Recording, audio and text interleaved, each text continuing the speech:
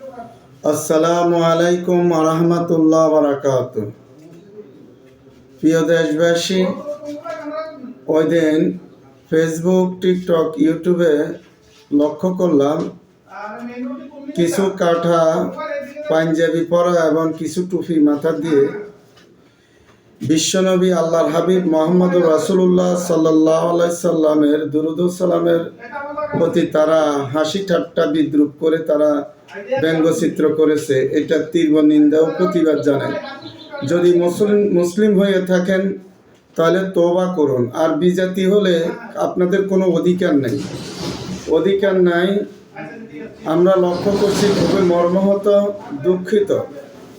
যারা এই ধরনের কার্যকলাপ করেছেন অনতিবিলম্বে পরিহার করে তওবা করার জন্য অনুরোধ করছি। লক্ষ্য করুন, আল্লাহ সুবহানাহু ওয়া তাআলা পবিত্র কোরআনে ইরশাদ করেন যে ইন্নাল্লাহা ওয়া মালাইকাতাহু ইউসাল্লুনা আলান নবী ইয়া আইয়ুহাল্লাযীনা আমানু সাল্লু আলাইহি ওয়া সাল্লিমু তাসলিমা।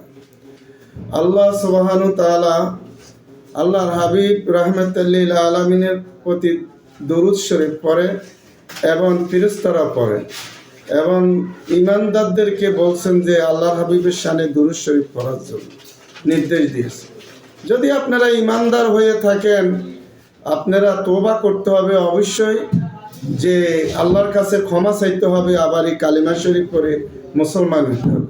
আর বিজাতি হলে আমরা প্রতিবাদ তীব্র নিন্দা জানাই।